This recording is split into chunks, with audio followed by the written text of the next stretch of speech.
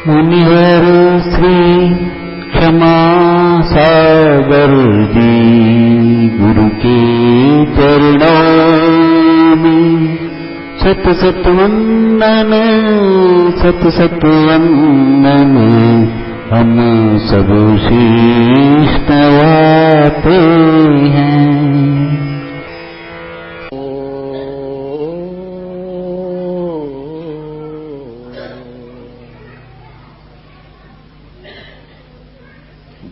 भौबीजांकुर जनना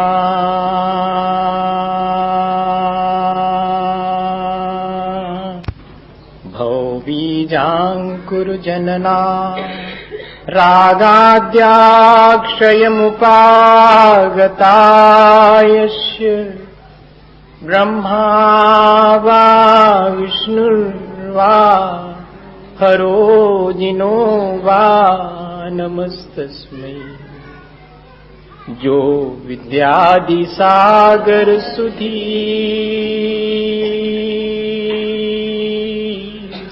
जो विद्यादि सागर सुधी गुरु हैं हितैषी शुद्धात्म में निरत नित्य हितोपदेशी। वे पाप ग्रीष्म ऋतु में जल हैं सयाने पूजूं उन्हें सतत केवल ज्ञान पाने पूजूं उन्हें सतत केवल ज्ञान पाने। बोले भगवान महावीर स्वामी की, आचार्य कुंद कुंद स्वामी की, आचार्य गुरुवर विद्यासागर मुनि महाराज की।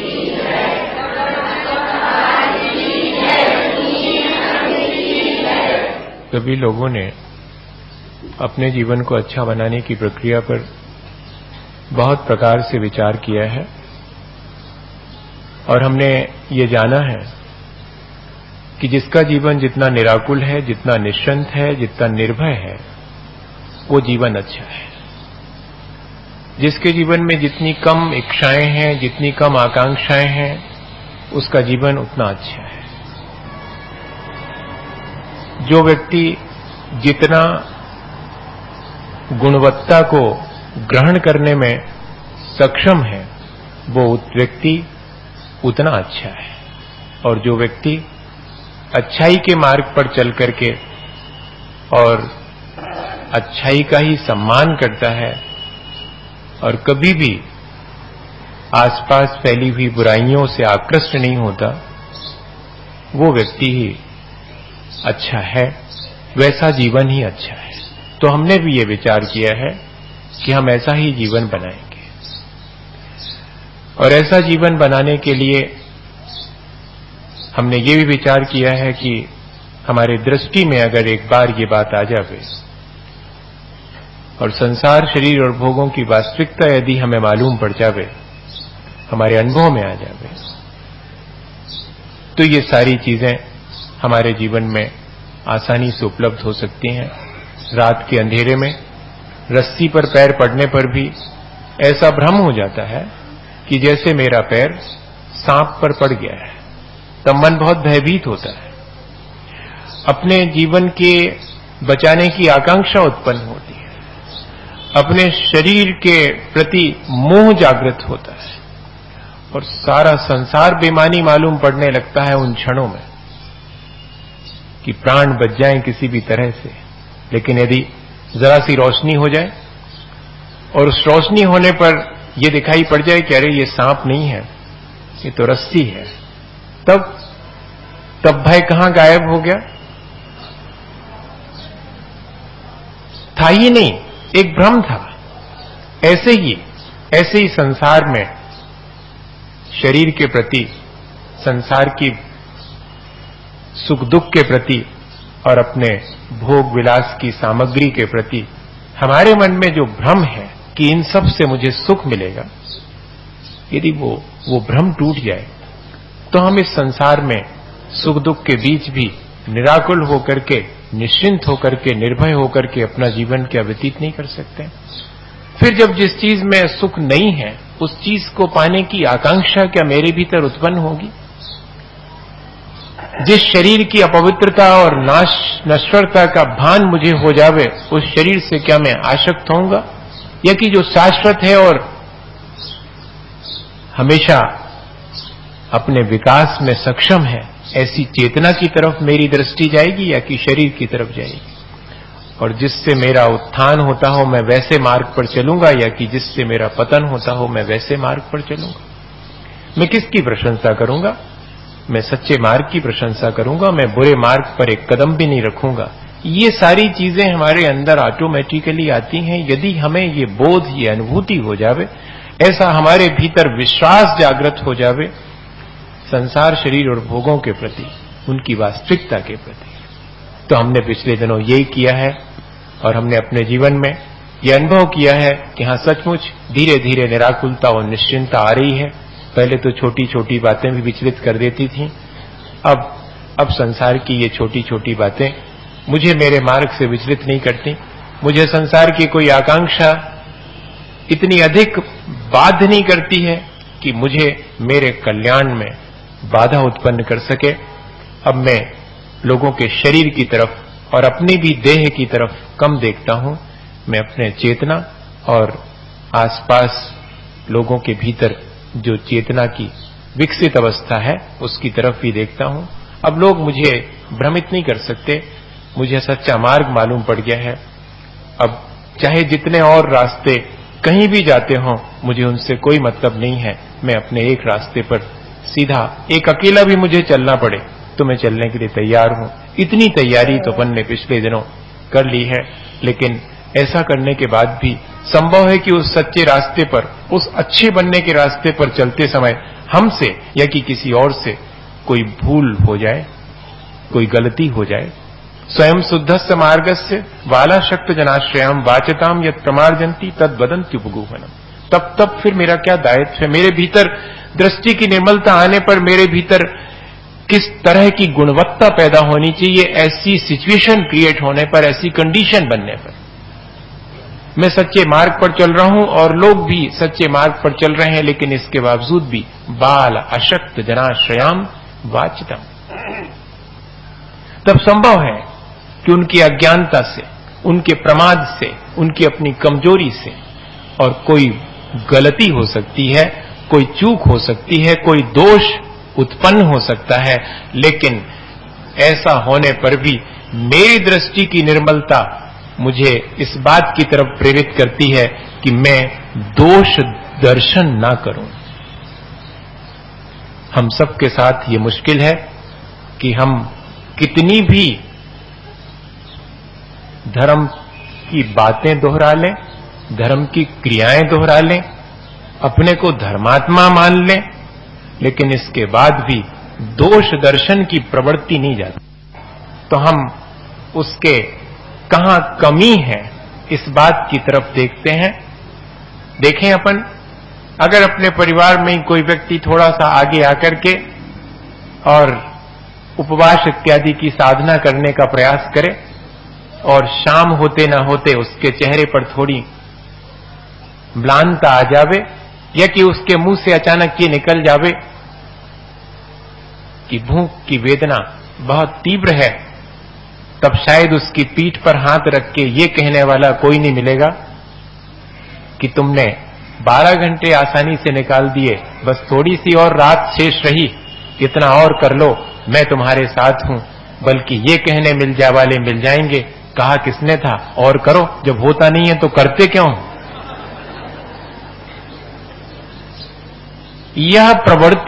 यह प्रवृत्ति हमारी दृष्टि की निर्मलता को मलिन करने वाली दृष्टि है। और हमने अक्सर इस चीज को देखा है हर जगह कि कभी कोई अच्छे रास्ते पर आगे बढ़ता है तो लेग पुलिंग, टांग खींच वाली नीति। वो क्यों आगे बढ़ रहा है, क्यों वो अधिक अच्छा बन रहा है, क्यों वो गुणवान बन रहा है, क्यों वो मेरे से आगे निकल रहा है, ये जो एक प्रवृत्ति हमारे भीतर है वो हमारी दृष्टि की निर्मलता को गड़बड़ाती है, हमारे श्रद्धान में वो दोष उत्पन्न करती है। इस पर हमें विचार करना चाहिए मोक्ष मार्ग या कि सच्चाई का मार्ग तो शुद्ध है, स्वयं शुद्धस्य मार्गस्य। लेकिन क्या करें, कोई अज्ञानी है, कोई कमजोर है, अभी बिल्कुल बिगिनर है, अभी शुरुआत कर रहा है, संभव है कि उससे कोई चूक हो सकती, उससे कोई भूल हो सकती, उससे कहीं कुछ गलती हो सकती है, इन्फॉर्मिटीज है, किसके भीतर नहीं है, अनादिकाल का संस्कार है। लेकिन मेरा फर्ज क्या है? मेरा फर्ज यह है कि मैं उसके दोषों को इग्नोर करूं, मैं उसके दोषों को अनदेखा करूं, मैं उसके दोषों को देखने की चेष्टा ना करूं, अगर दिख भी जाएं तो उन्हें अनदेखा करूं। और इतना ही नहीं, मैं उन दोषों को कैसे दूर हो सकते हैं इस बात की चिंता करूं, इस बात के लिए प्रयत्न करूं, अपने भी और दूसरे के भी, ये दोनों जगह की बात है। हम अच्छे रास्ते पर जा रहे हैं और संभव है कि हमारे भीतर बुराइयों के संस्कार की वजह से बुराइयां आ जावें और हम चूक जावें, तब अपने उन दोषों को भी देख करके परिमार्जित करना, और दूसरे में भी अगर कोई अच्छे रास्ते पर चलते समय दोष उत्पन्न हो जावे तो उसे भी दूर करने, प्रमार्जन्ति वाच्यताम यत् प्रमार्जन्ति, होने वाली गलतियों भूलों को जो प्रमार्जित करता है, जो उनका संशोधन करता है। जस्ट लाइक ए डॉक्टर, एक डॉक्टर की तरह, एक चिकित्सक की तरह जो उनके रोगों की जैसे वो चिकित्सा करता है। कभी किसी डॉक्टर को आपने चौराहे पर माइक लगाकर ये कहते सुना कि ये देख लो भैया जी को टीबी हो गई, इनके लक्षण तो देखो, ये देख लो इनको कैंसर हो गया, ये ऐसे रोग में ग्रसित हो गए हैं, ऐसा कहते सुना कभी? अरे रोगी भी अगर पूछे ऐसा रोग हो जाने पर कि डॉक्टर साहब क्या हो गया मुझे, कुछ नहीं हुआ, सब ठीक हो जाएगा, 8-10 दिन दवाई खाओ। और 8-10 दिन दवाई खाने के बाद जब थोड़ा सा रोग हाथ में आ जाता तब धीरे से कंधे पर हाथ रख के कहते कि भैया सावधान रहो, बड़ा खतरनाक रोग था, वो तो बच गए आप। वो दोषों को कैसे प्रमार्जित कर रहा है, और हम तो अगर किसी सच्चे रास्ते पर चलने वाले की कोई भूल चूक दिखाई पड़ जाती है तो चौराहे पर खड़े होकर के, असल में होता क्या है इससे हमारे अंदर 2-3 चीजें होती हैं। हमारे बुराइयों का संस्कार, इससे हानि बहुत है। ये है तो छोटी सी प्रवृत्ति और अपने को नहीं समझ में आती, लेकिन इससे हानियां कितनी हैं।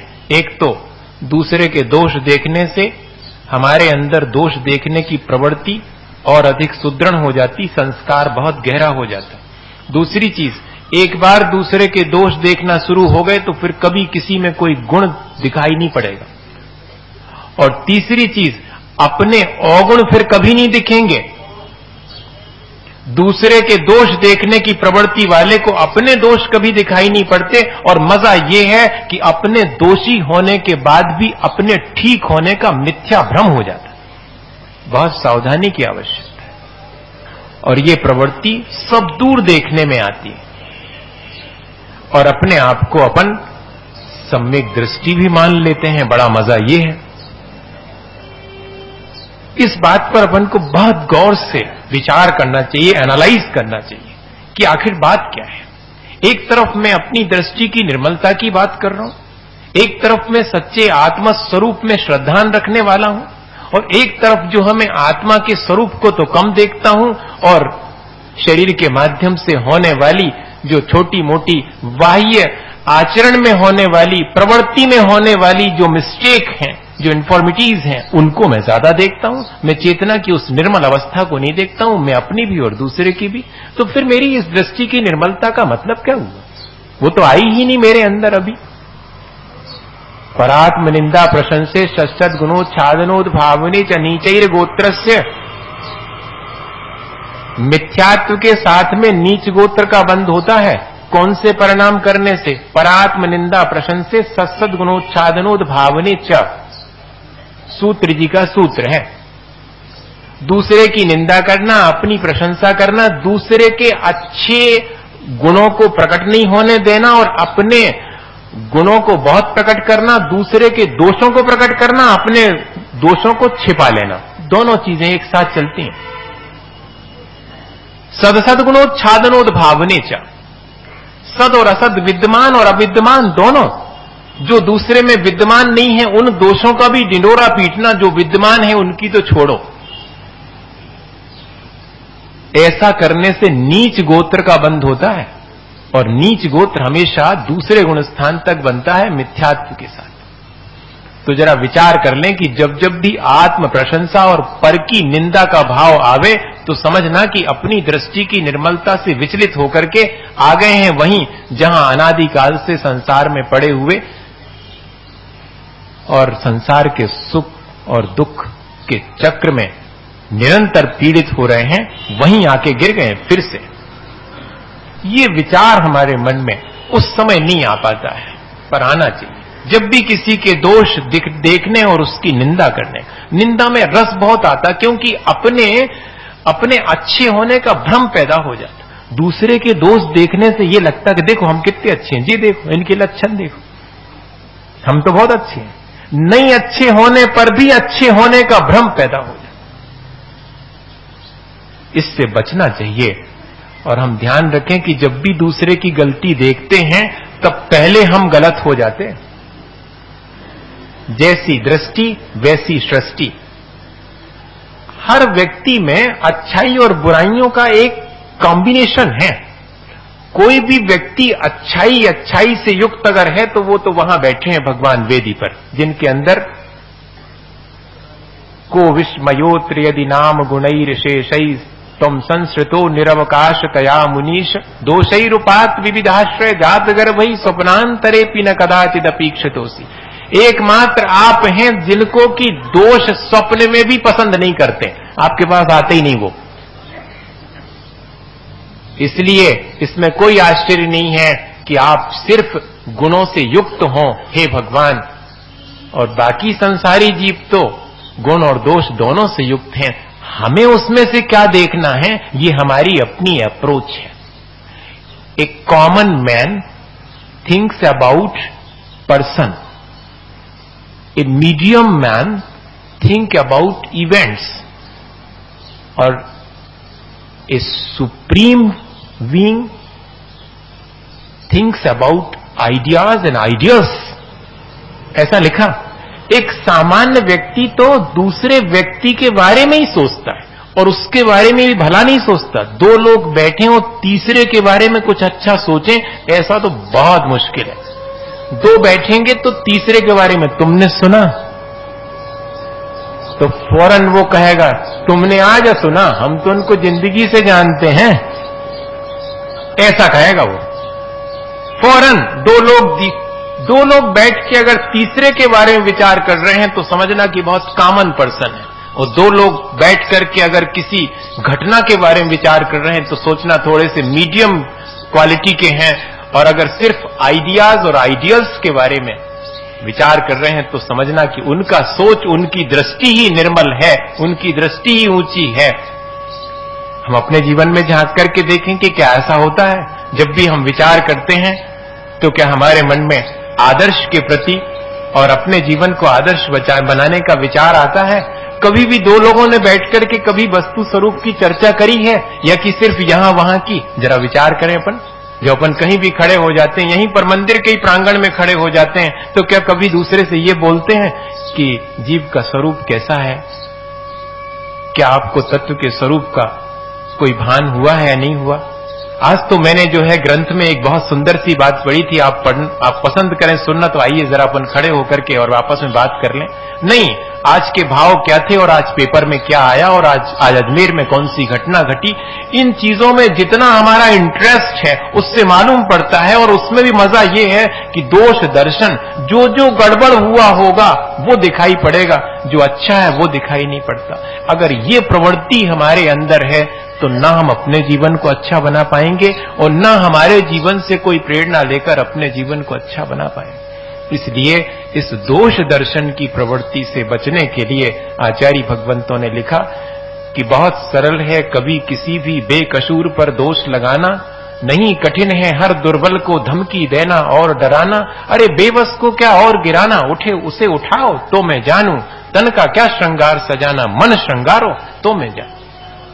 ये चीज हमारे मन में आनी चाहिए। ये तो शब्दों में है, मैंने आपसे कही, मैंने कहीं पढ़ी थी, ठीक है, आपको अच्छी लगी, इससे ज्यादा फर्क नहीं पड़ेगा कि आपको अच्छी लगी। आपको अच्छी लगी तब मानी जाएगी, हम सबको अच्छी लगी तब मानी जाएगी जब हम इसको फॉलो कर पाएंगे। सुनने में कर्ण प्रिय लगना बहुत अलग बात है, लेकिन मन को भा जाना और मन में वही चीज हमारे जज्ब हो जाना, वो बहुत इंपॉर्टेंस तो उसकी है। हम लोगों को इस तरह का प्रयत्न करना चाहिए। दोष दर्शन की प्रवृत्ति से हम अपने दोषों से को देखने से वंचित रह जाते हैं। क्या हुआ, एक बार ये पंडित जी थे कटनी वाले, तो वो सुनाते थे कि बोले मैं सामायिक में बैठ रहा था, तो नाती वगैरह उनके ऊधम कर रहे थे, तो उनको उन्होंने कहा कि देखो अब हम भगवान का ध्यान करेंगे, सामायिक करेंगे, तुम लोग ऊधम नहीं करना यहां पर। तो बच्चे हैं, उनने दादाजी के सामने हंस दिया, हाँ नहीं करेंगे नहीं करेंगे, दादाजी आप तो करो सामायिक। तो बोले मैं सामायिक में बैठ गया, लेकिन अब वो काय को मानने वाले, वो तो चक्कर लगाए उनके, और फिर उनकी आंख में से ना वो खोल करके देखे कि दादाजी क्या कर रहे हैं, ऐसे आंख बंद करके क्या कर रहे हैं। अब बच्चों को तो मजा आती है, कोई उनकी गोद में जाकर के बैठ गया, सामायिक आमायिक सब धरी, लेकिन वो नहीं उठे, सामायिक करते रहे। बाद में जब सामायिक पूरी हो गई तो बच्चों को धीरे से बुलाया, क्यों रे कौन कौन उधम कर रहा था। अब बच्चे होशियार बहुत होते हैं, सब समझते हैं, तो उसमें से एक कहता है उठ करके जल्दी से, दादाजी भगवान नहीं बन सकते, दादाजी भगवान नहीं बन सकते। अरे हम पूछ रहे हैं कि कौन कौन उधम कर रहा था, सो बता नहीं रहे, और कह रहे दादाजी भगवान नहीं बन सकते। अच्छा बताओ मैं क्यों नहीं भगवान बन सकता। जब दादाजी सामायिक कर रहे थे तो कैसे मालूम पड़ा कि हम उधम कर रहे थे, पकड़े गए। आप अगर सामायिक कर रहे थे तो आपको कैसे मालूम कि हम उधम कर रहे थे। या तो आप अपनी सामायिक करो। जब भी दूसरे के दोष देखते हैं तो अपनी कमी नहीं देख पाते हैं। दूसरे को आपने ऐसा करते देखा, इसका मतलब आप तो अपने आत्म स्वरूप से पहले विचलित हो गए, आप तो स्वयं पहले गलत हो गए। भैया दूसरे को गलत कहने वाला पहले स्वयं गलत हो जाता है, और दूसरे को अच्छा कहने वाला, दूसरा अच्छा हो या ना हो, स्वयं अच्छा हो जाता है। एक जगह लिखा है कि दूसरे को अच्छा तो कहो, अगर वो अच्छा नहीं भी हो तो उसे अच्छा बनने की प्रेरणा मिलेगी, आप अगर उसे अच्छा कह देंगे तो। और अगर आपने दूसरे को बुरा कहा तो दूसरा बुरा नहीं भी होगा, तब भी वो कहेगा कि जब 4 लोग मुझे बुरा कह रहे हैं तो अब करई के देख लेंगे हम जो कुछ नहीं किया है आज तक गड़बड़ियां, जब कह ही रहे हैं। गलतियां हमारे जीवन में तब आती हैं जब हम व्यक्ति की अच्छाइयों का सम्मान न करके और बुराइयों का डिंडोरा पीटते हैं। और आज यही हुआ है, हम सबके जीवन में अच्छाइयों का वेटेज कम हो गया है, और दूसरे के जीवन में क्योंकि हमने अच्छाइयों को देखना बंद कर दिया है, हमें अपने आसपास अब अच्छाइयां कम दिखती हैं, बुराइयां और खराबियां ज्यादा दिखाई पड़ती हैं। नहीं भैया, दोष दर्शन की प्रवृत्ति छोड़कर गुणवत्ता को कहते जरूर हैं कि दोषवादे च मौनम सद्वृत्ता नाम गुणगण कथा। सद्वृत्तों का गुण गान करें, उनके दोष अगर दिख जाएं तो मौन रहें। 3 ही बातें लिखी हैं कि एक तो दोष देखना नहीं, अगर दिख जावे बाय द वे तो कहना नहीं, और कहने का अगर मन हो तो उसके गुरु से जाकर के धीरे से कहना, या कि उसे निकालने के लिए पुरुषार्थ करना कि कैसे इसमें से ये दोष, क्योंकि अगर स्मये न्यून अन्यानत्येति धर्म स्थान गर्विता सया सोत्येति धर्मात्मीयम न धर्मो धार्मिक बिना। अपने धर्मात्मा का तिरस्कार करना, इसके मायने हैं अपने आत्म धर्म का ही तिरस्कार करना। इसलिए जरूरी है कि कोई अगर धर्म के रास्ते पर चल रहा है और वो उसके अंदर कोई दोष, उसकी अज्ञानता से, उसकी अपनी कमजोरी से अगर कोई दोष अगर दिखाई पड़ जाता है तो हमारा फर्ज है, हमारा सम्यक दर्शन हमें ये कहता है, हमारी दृष्टि की निर्मलता ये कहती है कि चिंतित हो जाओ इस बात के लिए कि इसमें से ये दोष कैसे निकले, और बड़े प्रेम से। दोष निकालने की प्रक्रिया ऐसी नहीं है कि दोष कह देने से दोष निकल जाएगा, उसकी प्रक्रिया तो आप स्वयं दूसरे के अंदर कमियां हैं। मुझे याद आता है जब बच्चों को छोटे छोटे मैं अपने कॉलेज टाइम में और बैठ करके और पढ़ाया करता था, तब क्या हुआ था कि एक बच्चे के और 45-50 नंबर आए थे 100 में से। तो मैंने उसको कुछ नहीं कहा था, बल्कि सारे बच्चों के सामने ये कहा कि शायद मेरी कोई गलती हो गई जिससे कि मैं इसको ठीक से इस पे ध्यान नहीं दे पाया और इसके कम नंबर आए हैं। बाकी बच्चों के तो 90 और 95 नंबर आए हैं, मेरी ही कहीं कोई कमी रह गई। उस बच्चे ने इस बात को सुनकर के इतना फील किया था। अगर मैं उसको डांटता और ये कहता कि ये देखो कितना गधा है और 50 नंबर लेके आया, तब शायद वो अगले बार या तो विद्यालय में आना बंद कर देता या कि कहता कि अब जब 50 लोगों के सामने हंसी हो गई है तो अब ठीक है, इतना ही ठीक है। लेकिन उसको ये तकलीफ हुई कि पढ़ाने वाले को मेरे कम नंबर आने से ज्यादा तकलीफ है, तब फिर अगले बार मुझे और ज्यादा लाने हैं। और अगले बार मैंने उसको 90 और 95 नंबर लाते देखा। ये क्या चीज है? हम दूसरे के दोषों को अगर ढकें और उसके भीतर की गुणवत्ता को प्रकट करने के लिए उसको प्रेरित करें, प्रोत्साहित करें, ये अपने जीवन में भी और दूसरे के जीवन में भी, तब कहलाएगा कि हाँ भैया, अपन को दृष्टि की निर्मलता और सम्यक दर्शन। इसीलिए तो सम्यक दर्शन बहुत रेयर है, बहुत दुर्लभ है। कैसी होती होगी ऐसी दृष्टि कि किसी के दोष ही नहीं दिख रहे हैं, गुण ही गुण दिखाई पड़ रहे हैं। और अगर कहीं कोई अपने साधर्मी में कोई दोष दिख भी जाता है तो कैसी चिंता लग जाती है कि जल्दी से कैसे उसमें से दोष निकालें, उसको पता भी ना पड़े और वो दोषों से मुक्त हो जाए। मुझे किसी से कहना भी नहीं पड़े और धीरे से ऐसे निकाल दूं उसके दोषों को। ऐसी प्रवृत्ति हमारे भीतर जागृत होनी चाहिए। बच्चन ने लिखा, हर आदमी के बारे में शायद यही चीज है, कहां मनुष्य है कि जो उम्मीद छोड़कर जिया, इसलिए खड़ा रहा कि तुम मुझे पुकार लो। कहां मनुष्य है जिसे कमी खली न प्यार की, इसलिए खड़ा रहा कि तुम मुझे दुरार लो। कहां मनुष्य है जिसे न भूल शूल सी गड़ी, इसलिए खड़ा रहा कि भूल तुम सुधार लो। इसलिए खड़ा रहा कि तुम मुझे पुकार लो, पुकार के दुलार लो, दुलार के सुधार लो। इसलिए खड़ा रहा कि तुम मुझे पुकार लो। यहां हर आदमी बहुत कमजोर है और हर आदमी से गलती होती है, लेकिन हर आदमी ये भी चाहता है कि कोई उसे प्रेम से उस गलती को इशारा करे, और इतना ही नहीं, वो उसके साथ खड़े होकर के उस गलती को सुधारने में उसकी मदद करे। भैया, ऐसी अगर हमारे अंदर निर्मलता आ जावे, तब देखें कि हमारा अपना जीवन और हमारे आसपास का जीवन कितना उज्जवल, कितना निर्मल और कितना अच्छा बन सकता है। दूसरे पर कचरा फेंकने के लिए अपने घर में कचरा इकट्ठा करना कोई बुद्धिमानी नहीं है। दूसरे के अंदर की खराबियों को देखकर अपने मन को गंदा कर लेना, ये कोई बुद्धिमानी का काम नहीं है। ऐसा ही विचार अपन को करके और अपने जीवन को भी और अपने आसपास के जीवन को भी सुगंधित और अच्छा बनाने का निरंतर प्रयत्न करते रहना चाहिए। इसी भावना के साथ कि हम सब लोग अपने जीवन में गुणों को बढ़ाएं, दूसरे के गुणों को देखने की प्रवृत्ति विकसित करें और जहां तक बन सके अपने जीवन को अच्छा बनाएं। बोलिए आचार्य गुरुवर विद्यासागर मुनि महाराज की। हे गुरुवर शाश्वत सुख दर्शक, यह नग्न स्वरूप तुम्हारा है। जग की नश्वरता का सच्चा दिग दर्शन करने वाला है।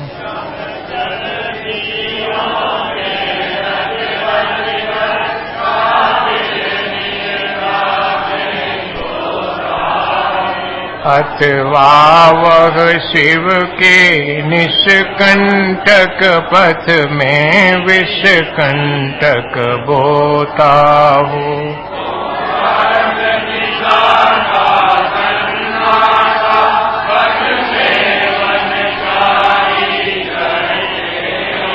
तब शांत निराकुल मानस तुम तत्वों का चिंतन करते हो।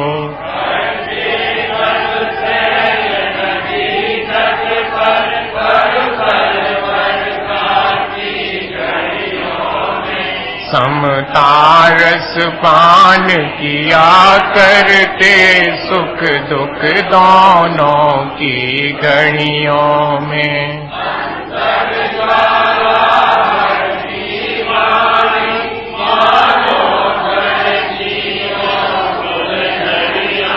भवबंधन तड़ तड़ टूट पड़े खिल जावे अंतर की कलियां।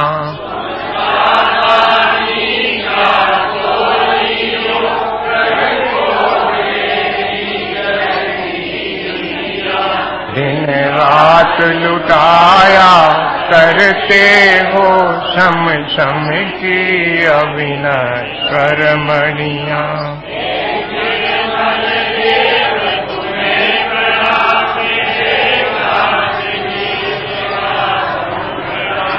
के शांति त्याग के मूर्तिमान शिव पथ पंथी गुरुवर प्रणाम। मिथ्या तम नाश वेको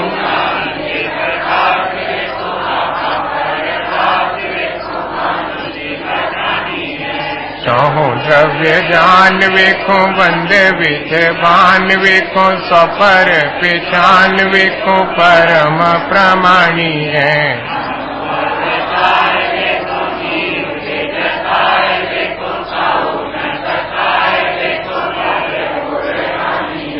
जहाँ तहाँ तार वेखो पार के उतार वेखो सुख विस्तार वेखो यही जिन वाणी। जा वाणी के ज्ञान ते सूझे लोकालो सो वाणी मस्तक नमो सदा दे।